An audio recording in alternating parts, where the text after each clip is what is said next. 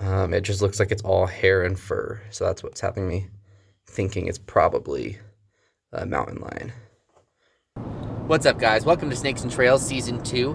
My name's Tyler Carlson, and today I'm headed from Flagstaff, Arizona, up to Las Vegas, Nevada, to look for some species of snakes I've never seen before. I'm looking for Panamint rattlesnakes and Great Basin rattlesnakes. It should be a really cool time, so let's go ahead and cue up that intro.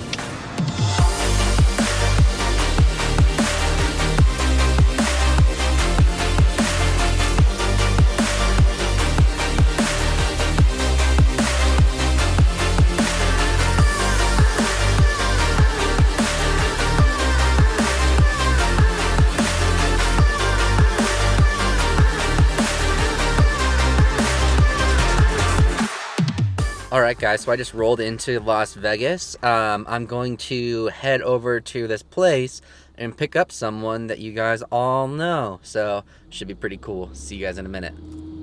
Hey! I thought you were in that truck. Say hi. What up? Alright guys, so I just got to the hotel room here with Brian. We're not going to look for snakes tonight because we're going to hit the town in Vegas. So I'll show you an epic B-roll sequence starting in 3, 2, 1.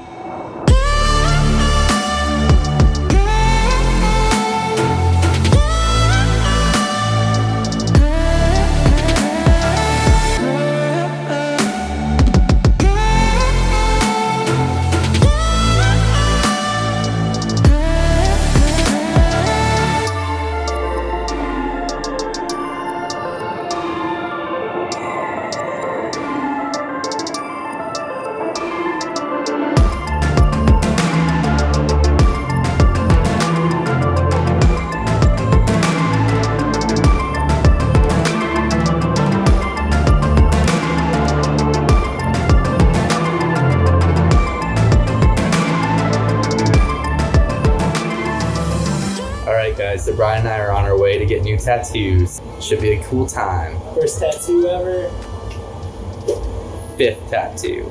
But still, this is funny. People always ask me, why don't you have snake tattoos if you like snakes so much? The secret is that I'm pretty worried that no one could accurately portray a snake on my arm, like whatever species I picked. So I couldn't try to get someone to design one or like do that tattoo, because what if they permanently messed up like a Pyromilana or some cool snake? But yeah, that'd be a bummer. So I'm gonna get a lion tattoo. I'll show you when it's done. Hey Brian. What up? What tattoo are you gonna get? So I'm gonna get it. As cheesy as it is, I'm gonna be getting a tribal wolf tattoo.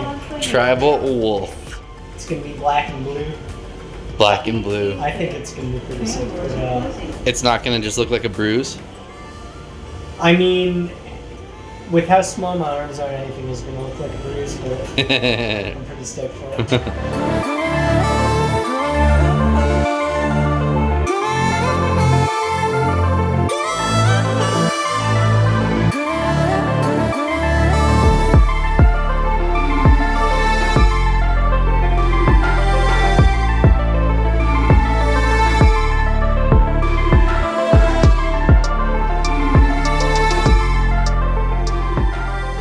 Alright guys, so I just dropped Brian off at the airport after a good time in Las Vegas. But now I'm out herping around Nevada, and I just found my first Nevada herp ever. It's this little horn lizard. I don't even know what species it is. I've actually never found a horn lizard in Nevada before. Actually, I've never found a single herp in Nevada before, so this is pretty cool. Neat little thing to find, so we're going to go ahead and let it go. But I'm out here north of Las Vegas looking for some Great Basin rattlesnakes, Crotalus oreganus lutosus. Should be a really fun time, and I'm really excited to see what happens, so let's get to it.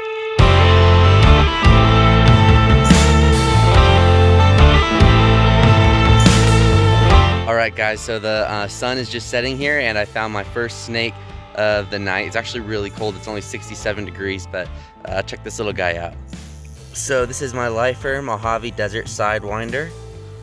As you can see the way he's moving, he's actually doing the stereotypical sidewinding motion.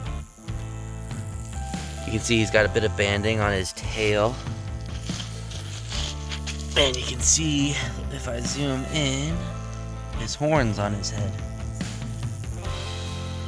So anyway, I'm gonna get this guy off the road and keep cruising. Pretty cool.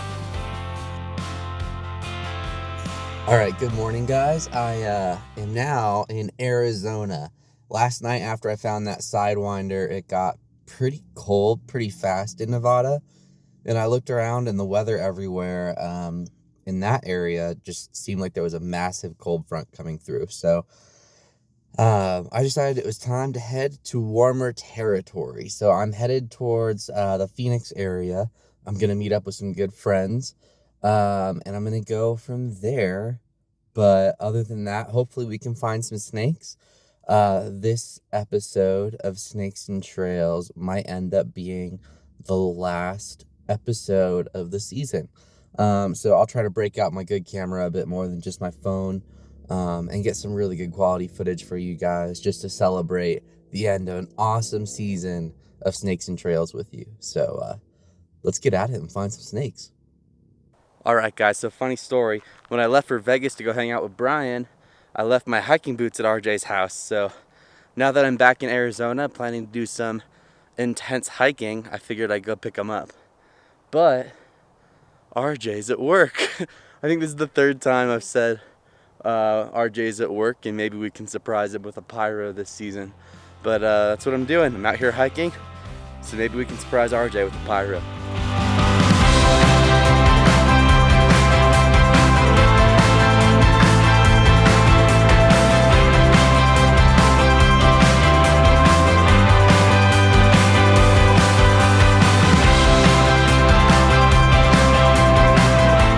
Alright guys, so it's getting to be that time of the year where it's starting to get cooler, you're not seeing as many snakes, and there's just a lot more time in between seeing each snake. But that time is really great because it really gives you the chance to think about how special the season has been. And guys, this has been one hell of a season. Season 2 has been so cool. We've seen so many cool snakes. Arizona mountain king snakes. We saw all 3 of the montane rattlesnakes. We saw Alterna in West Texas, green rat snakes. We got to see Mexican rosy boas and desert rosy boas. It was just insane. It was the kind of year that I never expected I would have. So one of my favorite things about Snakes and Trails is definitely the snakes. I mean, you all know that.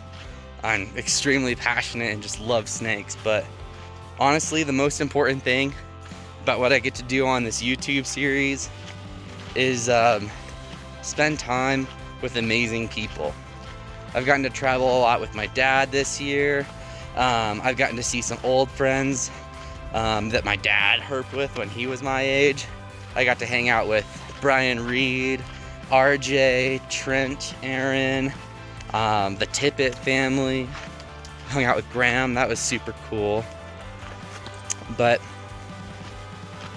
ultimately, no matter how many snakes I find, the best thing and the most important part of Snakes and Trails, it's not the snakes or the trails, it's the people. So I'm thankful for everyone that's watched, thankful for everyone that's contributed to these videos in whatever way, your capacity, your input has always just been so appreciated. So sad to see this season coming to a close, but the future looks bright. Anyway, I'm gonna keep hiking around a little bit. I'm trying to get my hands on one last pyro for the season. I'll meet up with RJ to get my boots, and then tomorrow I'm meeting up with Rob Windward, and then the next day I'm meeting with Trent Adamson. So I'll look for snakes with those guys, and that'll be really cool. We'll go from there, but if I find anything else on this hike, I'll let you know. Alright guys, Rob and I just got out here to this spot, and we were hiking up to where we're going to do some herping. And we're like, it might be too hot, but snakes could be out. And then we found this guy, I'll show you. Alright guys, so this is a western diamondback rattlesnake. He's just out on the crawl. This is actually in situ, it's how we found him. He's coming out from this bush, probably looking for a good meal.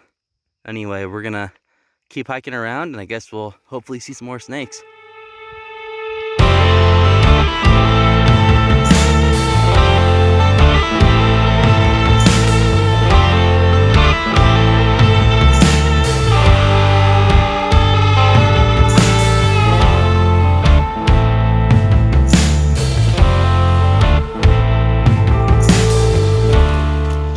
All right, guys, so Rob and I are out here hiking around this area looking for speckled rattlesnakes. We already saw that Atrox, which was super cool. There's also desert tortoises, Gila monsters, blacktail, probably lyre snakes, and things like that out here. So we'll keep exploring and hopefully we'll turn something up.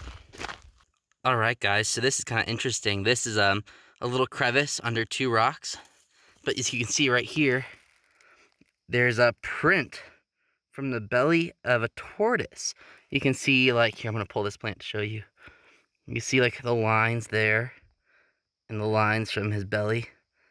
That is just so cool. Maybe he's out and close by. Maybe we'll get to see him here in a minute. All right, guys, so Rob just hiked this guy. It's a desert tortoise. Pretty cool find. These are really neat. They're really specialized turtles that live in like these crazy, crazy hot environments. This one's been eating on the plant matter here. What a cool little animal. We're gonna leave this guy be. They're protected, so you're not supposed to touch them if you ever see them in the wild. But I wanted to give you guys a good look, and we'll let it go. All right, guys. Here's another desert tortoise. He's just cruising. He's a little baby. What a cool little animal, though. Just out hiking the trail. We're gonna go ahead and let him be on his way. What a cool little animal. All right, guys, we're hiking back from the place we were looking for snakes, where we didn't see any snakes. But we saw this guy. Rob found him just sitting in this wash. It's another diamondback rattlesnake. Crotalus atrox. They're really neat snakes. They're always a treat to see, but they're pretty common and definitely not speckled rattlesnakes. So we're gonna let this one be. Keep at it. All right, guys, so our first road crew snake of the night is this western diamondback, Crotalus atrox. Our third one of the day.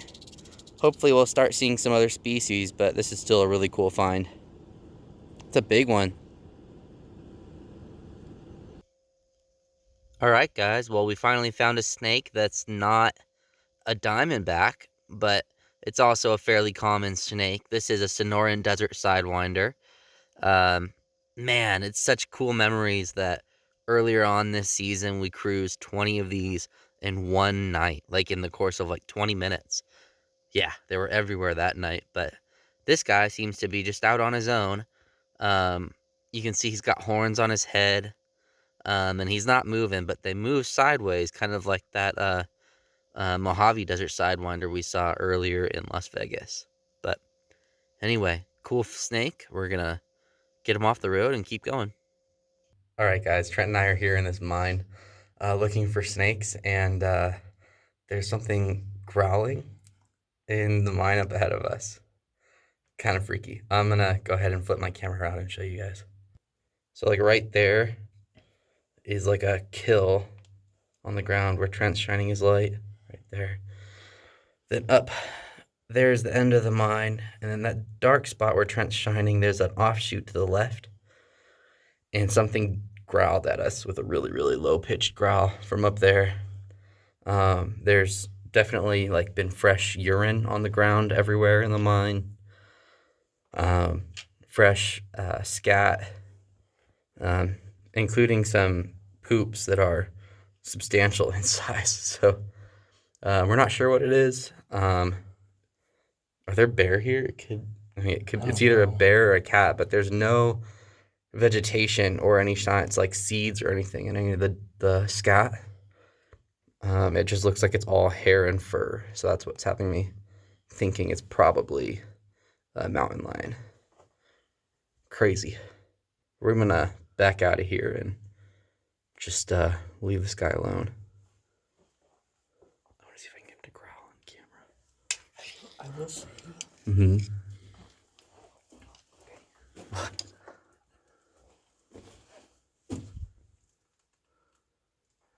Here, kitty, kitty. It's kill. What does that look like to you?